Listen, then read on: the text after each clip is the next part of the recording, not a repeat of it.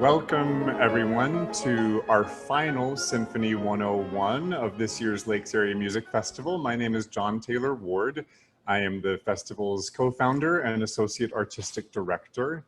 Before we get started with today's discussion, I would like to thank our season sponsors, Hunt Utility Group and Happy Dancing Turtle, as well as Lycan's Pinehurst Resort. The Lakes Area Music Festival is also made possible by legacy funds from the Five Wings Arts Council and the Minnesota State Arts Board.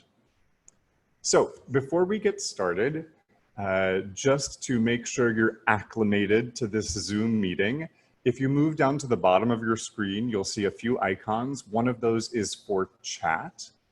If you go down and you have a to button, make sure that that is selecting all panelists and attendees. And if you like, please send us a hello, let us know where you're tuning in from, and we'll wave right back. Good morning. Next to that button, you'll see a Q&A button, and that's where we're gonna collect all of the questions that we'll answer on air today. So feel free at any time during the lecture to fill that Q&A bar with things that you'd like to know. And you'll also see a hand-raising button. We're gonna have somebody monitoring the chat, so if you have any technical difficulties during the presentation or the question and answers, please just put it in that chat and we'll make sure that somebody gets back to you real quick. So with that, I would like to introduce Christian Reif, a Munich-based conductor and our co-host for these events. Welcome, Christian. Hi. Hi, Taylor. Hello. Hi, everyone. How are you? I'm good. Oh, good. Happy to do this. Yeah, it's great to see you. Even for such a fraught topic as Shostakovich and the state. And we had a little struggle of figuring out how to even begin this discussion because Shostakovich himself is such an enigma and his music is enigmatic, but he's also possibly less familiar to our audience than some of the other composers that we've talked about in this series. Mm-hmm. How would you sort of describe what listening to Shostakovich sounds like and what listening to Shostakovich feels like? I think his music, it's so varied, it's so polystylistic, it's very, a lot of it is very intense. That might have something to do with the whole political state of, and the fraught. Well, we'll get to that later. But in the way he was living and was forced to live in some ways. But his music is informed by some of his idols were Bach. There's a lot of, in his Preludium and Fugues as well, and with his counterpoint writing, Beethoven as well, Mahler, Gustav Mahler, especially in the later symphonies of Shostakovich. He definitely had a lot of respect for Mahler's music and this kind of all-encompassing style of writing, and that the whole world is encompassed in your symphonies. That's part of Shostakovich too, and yeah, and also Berg. But yeah, so he had, I would say, these are kind of his stylistic mentors in some ways, even though he didn't really know them. I mean, personally, obviously, some of them Bach was a little earlier, but yeah, I think it's a very. I think it's never boring to listen to Shostakovich. I'm always intrigued in sometimes yes, entertained, always having a bit of an uneasy feeling with even the joyous moments. I'm often you come away with, oh my God, what just happened, and why am I allowed to be happy about this right now, or is there an underlying tone and quality? I think a lot of his music, and we talked about this, even the joys and climaxes have some kind of undertone of danger. It's an uneasy feeling, but something that is absolutely brilliant. And this is something that just occurred to me, but it's we talk about how formally, at least, there's a lot of the Western classical tradition in his form and in his style, but he manages to make these forms and these sounds that are so familiar to us as listeners feel uncomfortable, which is really, really amazing. Yeah. So, and sort of the thrust of this talk today is about his relationship to a political regime that had its own very stringent ideas of what art should be, what it should look like, and what it should sound like. Yeah. So let's talk a little bit about what was, so we're talking, Shostakovich is about 10 years old in the Bolshevik Revolution, and then is there through Lenin and Stalin in his career. What was the ideal or the aesthetic that the Soviet Union was looking for in music? The ideal, or that the kind of the overarching theme for them all is something they called Socialist Realism. And that demanded that art, that it's rooted in folklore, that it's easily understandable and entertaining for everyone, and that you as a listener don't need any specific preparation, that you don't have to be educated in music and so forth. Parts of that sounds really good. When you hear it like that, it's like, oh yeah, music should be for everyone. Lamb. But yeah, exactly. No, everyone should be able to enjoy and take something out of this music. But there's an underlying threat to it as well, because as soon as someone deems you not that you don't write in this way, it can have a life and death. It can be a matter of life and death. So the kind of socialist realism. The main thing that you should be writing in this are mass songs, are marches, are parades, are that music is instrumentalized for propaganda. Yeah. And then there is this the other term, a very vague term as well, called it's formalism, and that changed throughout history as well, and throughout those decades, but defined in just post 1948 in an encyclopedia music. It was defined as, and I'm quoting now, an aesthetic conception proceeding from an affirmation of the self-sufficiency of form in art and its independence from ideological or pictorial content. So in practice, that was a code for elite modernism. So the structure, and there is no underlying, there's no message that you're conveying, and something that this is something that the doctrine, the socialist realism expressly forbade. So if you were called a formalist, or if you were to be said to write music in a formalism style, that's a real problem for you. That's definitely a problem. This sort of has some echoes in a way of what we were talking about last week, in the sense of absolute versus programmatic music. There's a little bit of a parallel there, right? So this absolute music, which is music for music's sake, is connected to the formalism that is not allowed in the Soviet regime, whereas they're looking for this more programmatic, directly meaningful and political art. And it's important, not merely programmatic in the sense of our last talk of of the program music, that there's an underlying narrative, but it had to be positive, it had to be optimistic, it had to be glorifying the state and the Soviet Union, it had to be glorifying the political leaders. It cannot have any tragedy. And if you're writing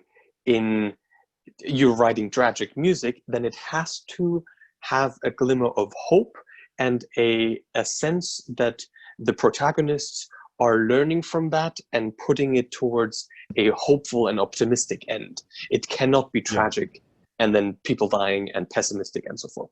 So that's why that's another balance to be had and to be writing.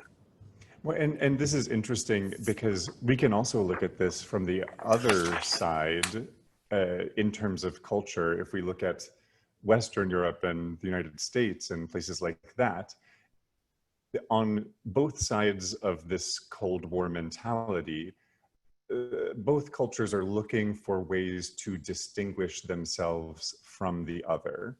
And so this period that we're going to be talking about a lot is the period of Western European music, where we get the most experimental, the most avant-garde, the most sort of theoretical music. And so in a way, this Soviet style is not only serving a political purpose by creating propagandistic art, but it's also serving to separate these two big cultural ideas, right? Yeah.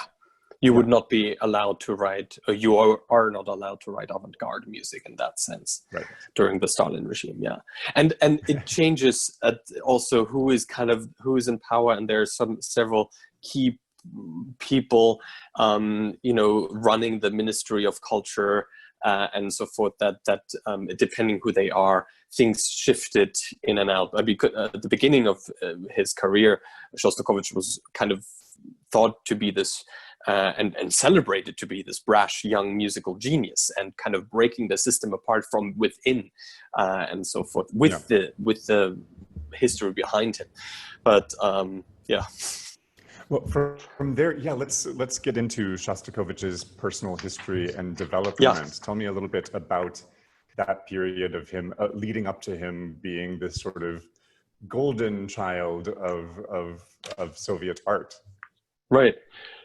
I mean, we already said he was born in 1906, right? So, and he was a protege. He was a compositional protege as well. He was not just, he was a brilliant pianist, especially lauded for his technicality and his brilliance on the keys, not necessarily for his musicality. He was said to be just a bit rigid also on playing piano. But he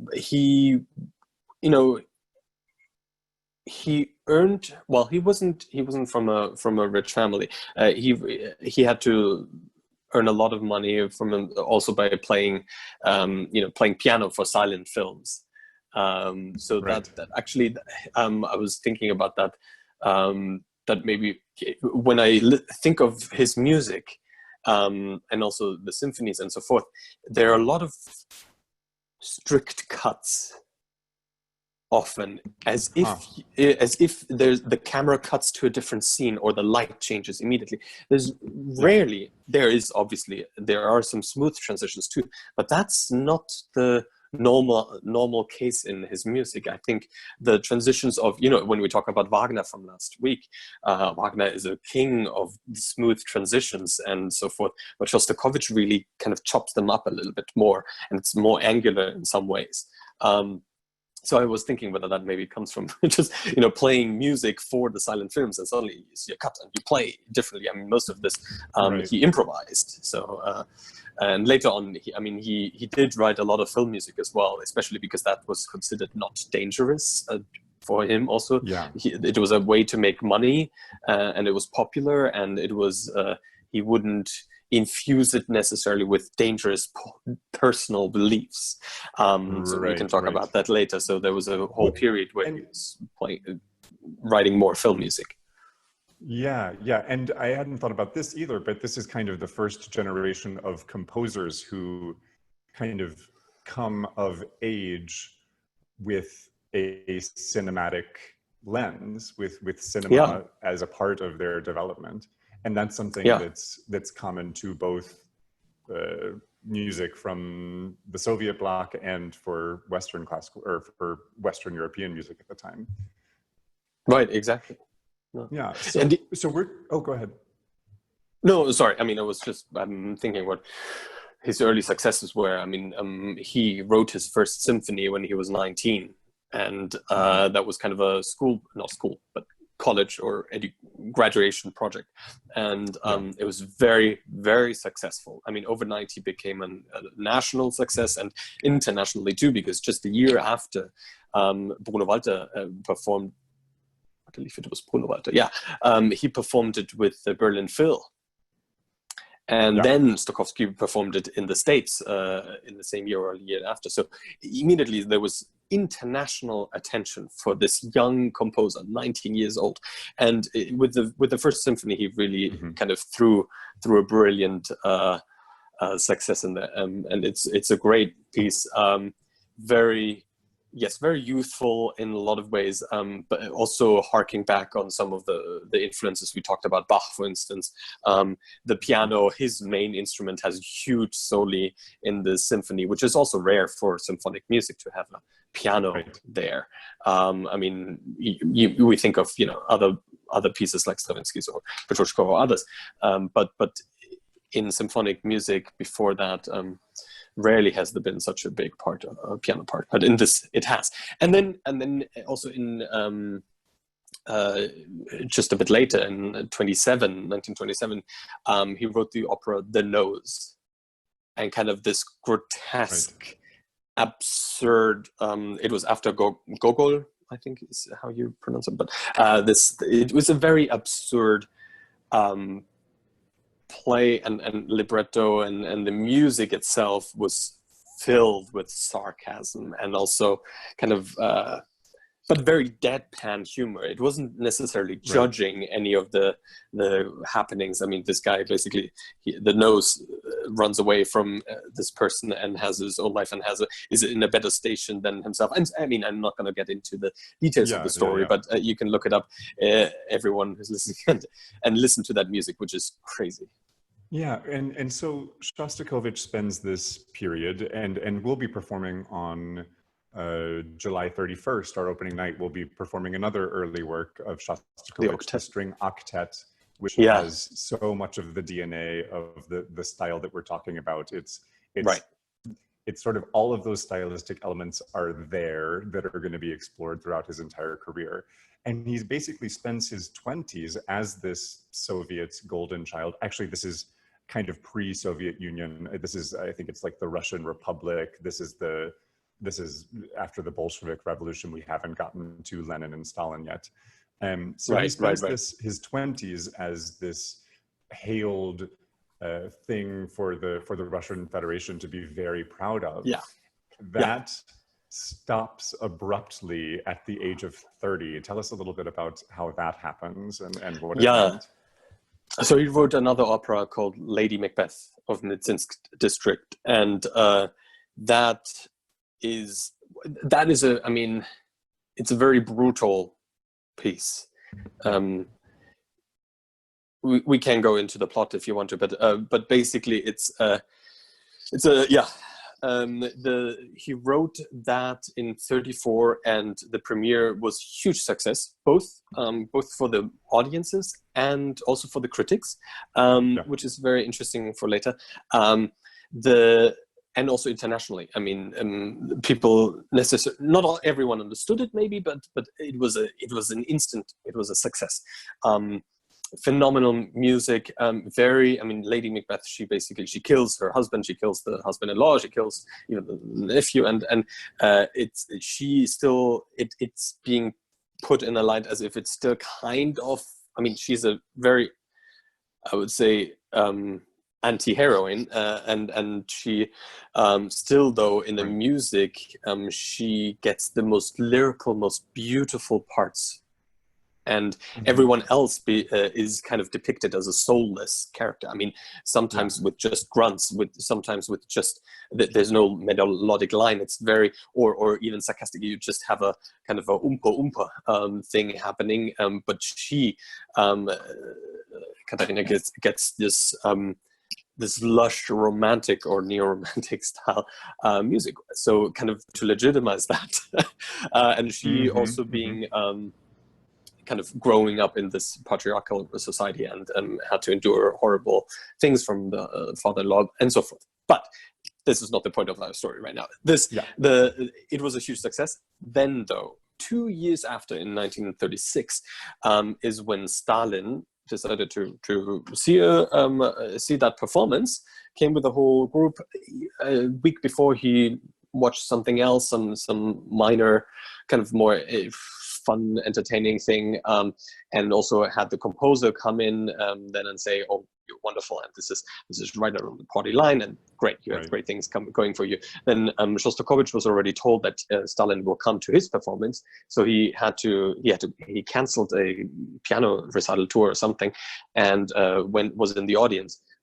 He was horrified because then Stalin left even before it ended. So after, I think, in the middle of the performance, he left, and Shostakovich was told to be ash white. He was sick to his stomach, because it could only mean that he didn't like it, Stalin didn't like it, and if Stalin didn't like it, you're in trouble. Yeah. And so it was. He then a day later, or a few days later, there was a published article.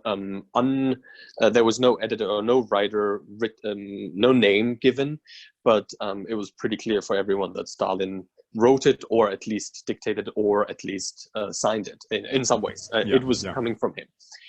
And that review in the Pravda, in the Soviet Communist Party's official newspaper, with the headline, "Muddle instead of music." And I'll read out I'll quote a little bit from that review, because it's interesting and intense. "The music croaks and hoots and snorts and pants in order to represent love scenes as naturally as possible. And love in its most vulgar form is neared all over the opera. The composer seems to have deliberately eroded his music, twisted all its sounds so that it would appeal only to aesthetes and formalists who have lost all healthy tastes." And then later on in that article, also the threat it became clear: left deviationism in opera grows out of the same source as left deviationism in painting, in poetry, in pedagogy, and science. And then that very term, left deviationism, was a death, or was considered to be a death sentence to political losers. And that Shostakovich, he was trifling with difficult matters, and it might end very badly. And that was, that shook Shostakovich to the core, and Absolutely. He was fully expected to be, arrested and imprisoned. He packed a suitcase, and disappeared, as many in that time, as many of his colleagues as well. And so he actually packed a suitcase, slept on the stairs, so that his family wouldn't be woken up when he gets pulled out from the police. So and the interesting thing about this, Lady Macbeth was banned from then on until 1960s, 61 or something. And the thing about this article, the important thing to understand, that it wasn't just about taste, or the taste and in the music, whether Stalin or anyone else liked the music or not, because clearly the audience and the critics loved it. The critics now had to be denouncing and saying, "Oh my God, I never looked at it this way, and of course the Pravda and so is right, and how can I be so stupid? How can I not hear the problems in this piece?" and so forth. So they all had to publicly denounce it as well.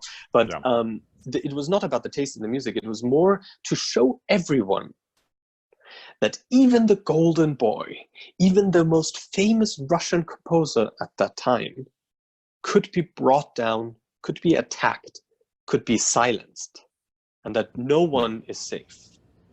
So only music that was commissioned and administered or commissioned by the party, that was to be performed, and that was to be existed.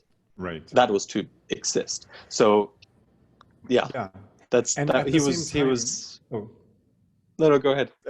Of course, that is, I cannot imagine how terrifying that must have been for him. But it seems in retrospect that probably the thing that ended up saving him from being disappeared, as we say, was his notoriety. I think probably at some point, had this just been a composer who was not previously known, who was not already gaining worldwide renown, it seems that probably that would have been the end of him. And it sort of sets him off on, this sort of sets the course, I feel, for the rest of his compositional career, because the rest of it is defined by trying to stay in line with the official party. But I think what's really remarkable about his music is that he doesn't just give up on his personal style. He continues to push those boundaries and walk that line between what is acceptable music in this society and what is not. Yeah. So how does he go on from there? Well, I mean, in that time now, that's when I said, you know, I hinted at that already. He was writing a lot of film music, and so he did throw a bone here and there to the party, saying, okay, this maybe here, this is that march there, that this thing, that this propaganda song there, not his greatest work. Obviously, thinking, I mean, some of the film music is brilliant. I mean, I completely forgot to send you the Spotify playlist so that we can share that with everyone, but maybe later.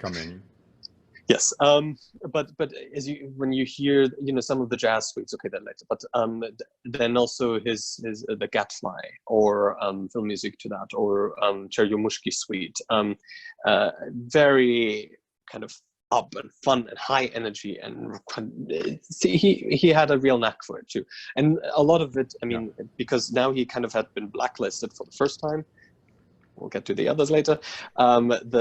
He really had to see how he makes money and how he can, because many of his concerts now got cancelled, many of his commissioned pieces got cancelled, and so forth. For instance, his Fourth Symphony, which he was writing at the time, he cancelled that premiere immediately because he knew that would only pile on to the criticism, and that was not going to happen. So that the Fourth Symphony was in the drawer for decades. Right. So he really had to live and function with that threat hanging over him. So he then rehabilitated himself with the Fifth Symphony. And the Fifth Symphony is the one that we performed at in Brainerd, I think 5 years ago. Something like that, yeah. Something like that. And he, I mean, of course, it's interesting. In hindsight, you see history in a different way than when you live it. So, and in many ways, we now also want to see Shostakovich as being kind of a hero throughout this time, and someone who did consciously fight against the great terror of Stalin during this time, and someone who has all these coded messages in his music. And I think a lot of it is true of that. Absolutely. I mean, there's this one biography of Volkov, the Testimony, that got huge. I mean, everyone was reading it, and only recently, a decade or maybe two ago, it has kind of been demystified a little bit. So a lot of this by this author who wrote this biography after Shostakovich is dead, and in kind of collaboration, he said, because of interviews with him, a lot of it is kind of putting Shostakovich in a very good light. And also later on when we get to the party system.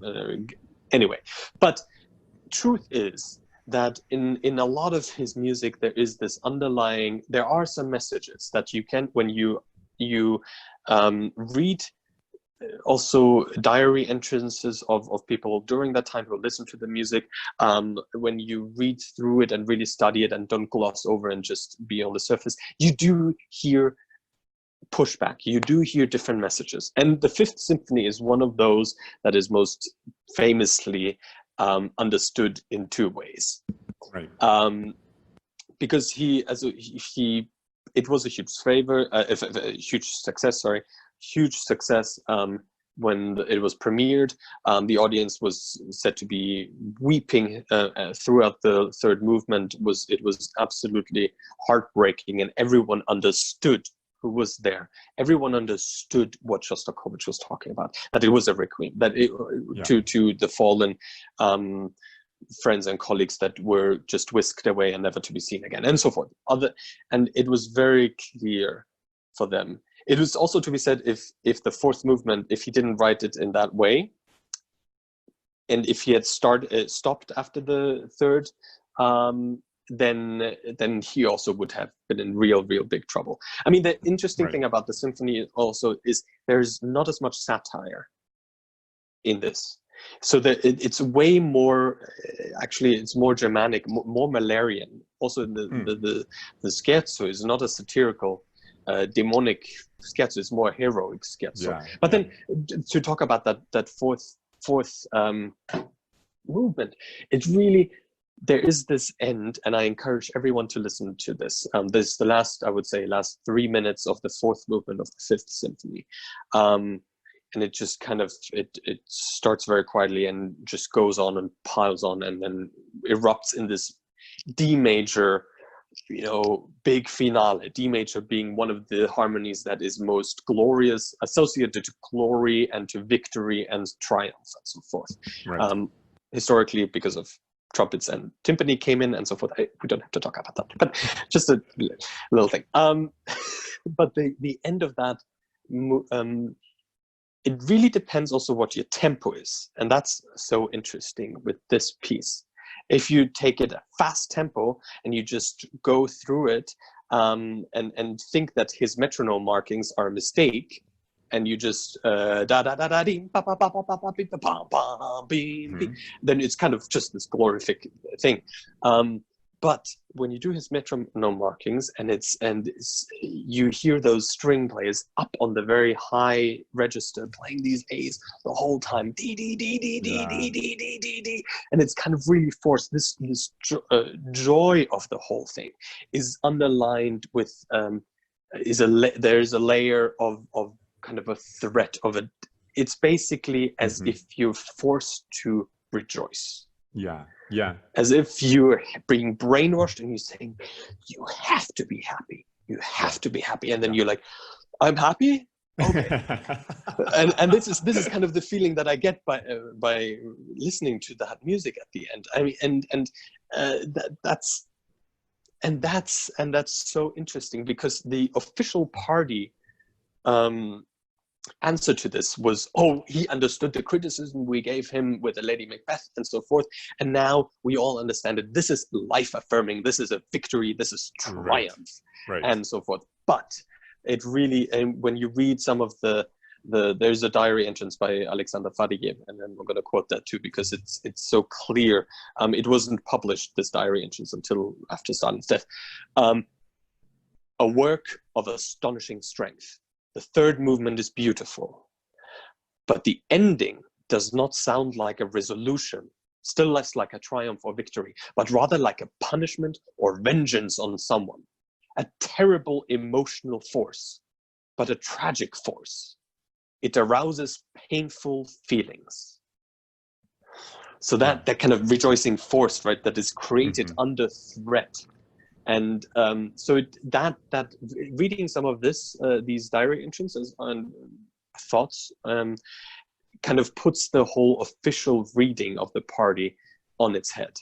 So that's really interesting. And this goes back to personal style. I mean, when we think of how complex that communication is, when you talk about managing to write forced rejoicing into music, I think this is really part of the special magic of Shostakovich that almost nobody has, the ability to convey something that is that complex and nuanced.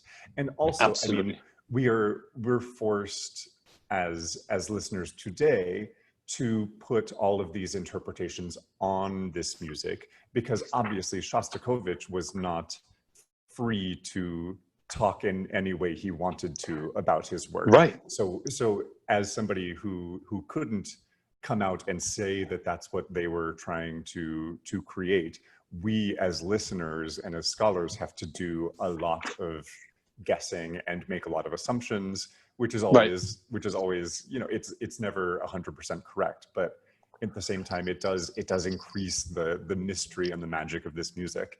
We're on symphony number 5, and we have to get all the way to a 14. So I think we should move 15, along. but yes. Oh yeah, 15. Sorry, I forgot. That's true. But I mean, just maybe one word to this also, the beauty of instrumental music, and that's the crux of it too. And what Shostakovich loved about instrumental music as well, that it is unspecific, that there are no words, and it can be unspecific, and it can be read in different ways. So that way he can on the surface be all party line and triumph and so forth, but on the lower emotional levels, it's clear that there's a different meaning, that it's complex, that it's multi-layered, and that's also the problem. That's not the problem, but later on, the party also forbade or wanted more music with words, because then they can also control it better. They can control what is happening with the music and what is the message of it all. But yes, let's go. God, there's so much to talk about. I mean, so the Fifth Symphony brings him back into good favor. This is a redevelopment, but it doesn't last forever. No, I mean, this is 37 now, and in 1948, there was this conference on music at the headquarters of the Central Committee of the Soviet Communist Party. Main targets here: Prokofiev, Shostakovich, Miaskovsky, and Khachaturian. Kind of these were the big 4 Russian composers. At the time, Prokofiev, okay, this is a different story again, but I mean, at the time Prokofiev came back, he was in exile, so to speak, or he was living also in America and so forth, but he came back and he thought that he would be be supported, and people in the Communist Party also, you are our man, and you know, but he got a lot criticized, and he was a little bit, well, another topic for another time, but interesting one, definitely. But so Shostakovich got hit very hard. He got humiliated here. This is 1948.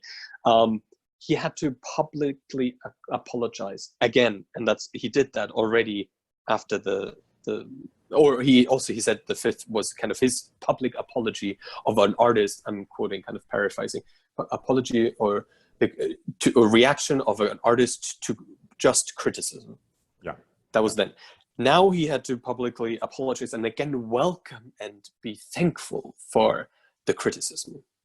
During this time, he seriously considered suicide as well. He was emotionally on the bottom, and I mean, I can't even imagine. I mean, we live in such a different time.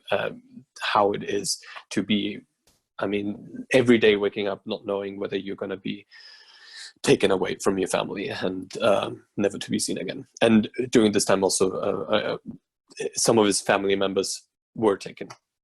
I think brother-in-law also, and others. Yeah, I think there are almost, I think, about 10 people that are very close to him, either relations or close friends, were taken at that time. Yeah. Okay, we can, well, how to jump maybe to the Leningrad Symphony? I think that's briefly. Great. Seventh Symphony, Sixth Symphony. I'm jumping over it, but I love this symphony. It's a shorter one, half an hour, brilliant one, weird one. Listen to it. Seventh Symphony, Leningrad Symphony. That in this one also became an international success. It was a very kind of triumphic. I mean, Leningrad. This was while Leningrad was under siege from the Nazis. So it was a very intense time of the Second World War, and it was very bleak. But this music, kind of this piece, really rallied everyone, and also was radio broadcast in the States as well, and with the Allies and everything. And so that was a big propaganda push. Also was used quite a bit, but it was a propaganda push of that symphony. It is a great symphony, but very intense one. That has been one so very successful for him, also as a party, again being kind of the poster boy of Soviet Union, Soviet Russia there, and And then he wrote the Eighth Symphony. And everyone was now kind of the war, they were winning now in the Eighth Symphony, not with the Seventh, but during the Eighth, it was winning. And he was writing this big kind of somber piece and dark and intense. So everyone was thinking, why? We're winning the war. So he got a lot of criticism for that. Then by the end of the war, he wrote the Ninth Symphony, and everyone was waiting for and expected a choral piece, Ninth Symphony. Right, yes. Beethoven. And not an Ode an die Freude, but basically an ode to Stalin. Yeah. So they were expecting one that was praising Stalin and was big, final thing. And he was actually, Shostakovich did say that he will write this. He was promising the party a symphony like that. Instead, he wrote the opposite. So instead, he wrote the Ninth Symphonies in the most part, kind of pared down, slight. It's whimsical. It's in the spirit of Haydn. Well, we talked about Haydn a few weeks ago. And so Shostakovich actually said it's kind of in that spirit of the master of Haydn. Anyway, so 1953, Stalin dies. That was a real relief for a lot of people. But of course, I mean, living in this way and living with that threat and pressure and danger throughout his life, kind of this double persona is of course prägend. Is a part of his whole life and from there on as well. So and then we're into the last sort of almost 10 years of his life, and this is an incredibly prolific period, because I mean he's very ill for the last year or two of his life, ends up dying of lung cancer. More even, But he had strokes, he had a lot of injuries as well, and but at the same time, we get in this period from 9 to 15. Yeah, I mean, the 10th kind of rehabilitated him again and was the successful thing again. Mm-hmm. And then he also wrote 11, 12, and the 12th one also that is more a celebratory one. In the end, he battled with his own mortality. Yeah. And you can see that in his work as well. Whether it is a lot of, also self-reflection, autobiographical, the 15th Symphony, the 8th String Quartet, some other, where he also, little tidbit maybe, where he memorialized, where he wrote his own initials into the music. D for Dimitri Shostakovich, SCH, and H in German is a B, so it's a D and E flat C B. So note. just to clarify that for our audience, that's a technique that even Bach used at times, using the letters of the name and using the corresponding notes to those letters to sort of sign a piece of music with your initials or with your name. Yeah, and it definitely in this case has a very biographical meaning to it as well. Yeah. It's not just about anyone; it's about him himself. So, and the 13th Symphony, I think we briefly talked about this previously as well. But that's the Symphony Babi Yar, the poems by Yevtushenko, and brilliantly dark, intense, emotionally deep piece of music that I had the privilege of conducting, which has always been, since I once heard a rehearsal as a teenager, I fell in love. It had such a strong impact on me. I've always wanted to do it. So, and actually, while we're there, Shostakovich is maybe the composer that I've performed more symphonies by than any others. Yeah, number 5, number 6, number 13, and 14. And what's remarkable about that 13th Symphony is it's all vocal movements. And it's all poems about death. I can't remember how many movements. Sorry, you're talking about 14. Oh, sorry, 14th.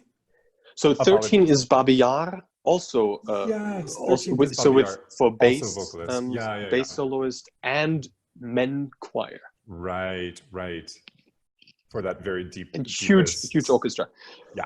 I mean, it's incredible. It's again, the subject matter also very intense. We don't need to get into it now. It's another whole lecture about it. 14th Symphony, while we're at it, yeah, that all the 4 different poets, sorry, 11 several movements, and yes, all of these movements, all of these poems deal with death, unnatural death, murder, right, suicide, famine, yeah, all kinds of things, yeah. And it's that's a very pared down. So it's for 2 singers, yeah, and then soprano, bass, and then string orchestra, 2 percussionists, celeste. That's all. Yeah. Very chamber music-like piece, but incredible. And it's unique almost in its time, in that you say works by 4 different poets and in 4 different languages. So is that the original, or is that only done now? No. Originally it was done all in Russian, or was it done in... Ah, okay. I did not know that. Because oftentimes now, because it's by the French poet Apollinaire, right? There are poems in Spanish by Lorca, right? Exactly. But they were originally performed all in Russian then. All in Russian, and then but I remember reading something that Shostakovich said, that he wants this piece to be performed in the language of the country that you're performing it in. So there is definitely, I think maybe it was Friedrich Fischer-Dieskau asking that also to do it. And so there's an English, there's a German version. Yeah, right. But the original is all Russian. Yeah. And then we get to the last symphony, the 15th. Also brilliant work. Also a lot of autobiographical quotes, whether it's the DSCH quote, or from his own work, or from Mahler, or from Rossini even. There's a William Tell quote. But yeah, it's a brilliant piece as well. Yeah. And as we are about to go to our Q&A section, if you have anything that you'd like to know more about, please just put it in that Q&A box and we'll answer it. Yeah, I think, so at the end of his life, obviously he's dealing with really dark subject matter. What is the sort of official reception of him? Does he die as a hero, or does he die as someone, a hero of the Soviet Union, or does he die as a sort of still complicated and controversial figure in the Soviet Union? I mean, he is an internationally successful composer. Right. And definitely lauded for that. And he also went on several trips to the States. Some of this very controversial and with party officials and so forth. But he was a very successful composer. So he dies as a figure. As a great figure of Soviet art. It's so interesting, and it's like we said earlier, it's fascinating to think about this great composer whose music we love and who we have to fill in so many of the blanks of what he was thinking and feeling, and yet more than almost anybody I can think of in the 20th century, he communicates so clearly through instrumental music that even though we are doing guesswork on what these pieces mean, his gift for communication is so strong that a lot of us, I think, can feel confident in sort of putting these emotions and these thoughts into the music. Absolutely. Yeah, I agree. And with that, I would love to open it up for questions if anybody has anything that they are wondering about. While we get the questions, I'm just going to get the Spotify playlist. Oh, for sure. Yeah. And if you have not checked out any of Christian's Spotify playlists, they are fantastic. We'll make sure that they're in the show notes when this is published, up on our Facebook page and also on our podcast feed. They are not exhaustive, but I think all of them, I think the shortest one is 10 hours long. So, so you will have plenty of listening to do. Did this work? Oh, yes, it did. Excellent. So Christian has just put in the chat a link to that Spotify playlist where you can listen to a lot of the pieces that we've talked about. No. Oh, Now to all attendees as well. Yes, excellent. Yeah, there we go. I hope you will check that out. Yeah, so I mean, I just included a list of all the symphonies. Yeah. We talked, just as a reminder, we talked about the first, we talked 5, about the 5th one extensively, 7, 8, 9, 13, 14, 15. But just check them out. I would say start with the first, maybe the 5th is just, it's very interesting, and it's maybe his most popular and most famous one. Yeah. It gets done a lot as well. But it is with merit. And string quartets, I also included all of them. Check out number 8, absolutely. They're all amazing, but 8 definitely. And I also included the Nose and Lady Macbeth and some jazz suites and film music. So. Yeah. This is a great question from Cynthia. Please speculate on what kind of music he might have written under a more supportive regime.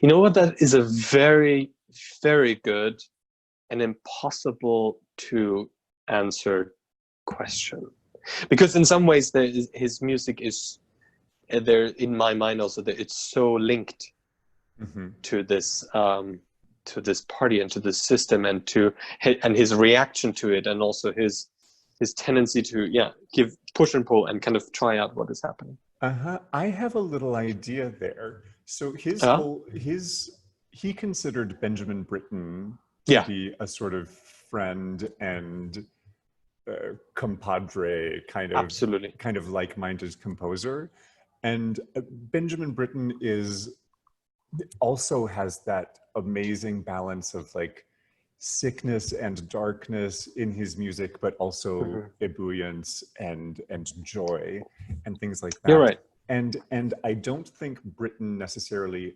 pushes the envelope of music in the same way that Shostakovich might have done. I think probably Shostakovich's natural aesthetic was maybe a little bit more toward the avant-garde than Benjamin Britten, but I think maybe we can hear a little bit of similarities there of a composer who's in a different sort of milieu.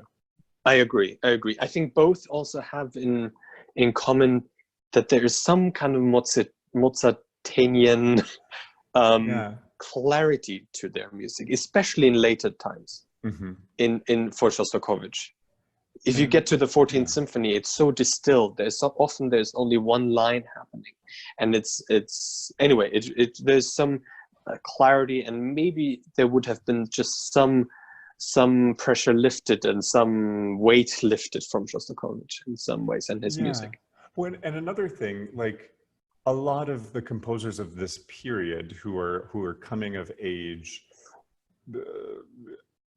at and after the development of 12-tone music of Schoenberg, a lot of them don't necessarily become atonal composers, but they do experiment with absolutely. rows and things like that. That's something that just imagining, I would imagine that Shostakovich probably would have been interested in experimenting with that, but that was completely... In some ways he has. In some ways he has later on.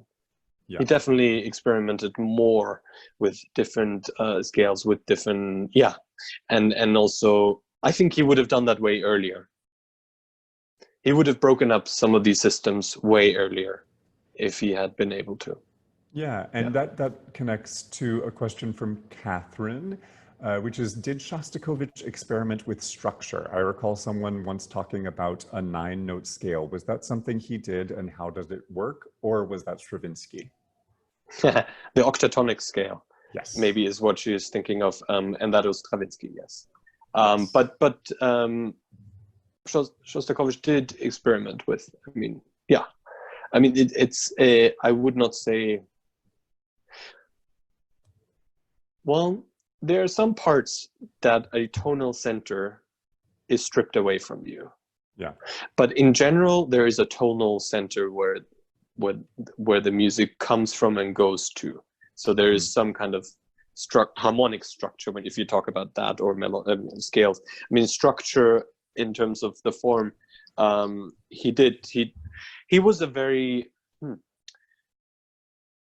well. He did break up the structure, for instance, of symphonies. I mean, to write even the Sixth Symphony, to write a 3-movement symphony with the first movement being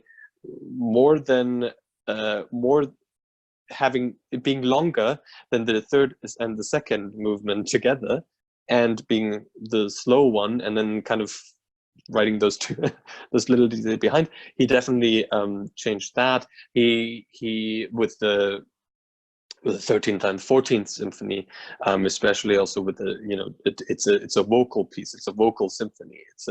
It's not a traditional instrumental symphony anymore. Yeah. Well, interesting.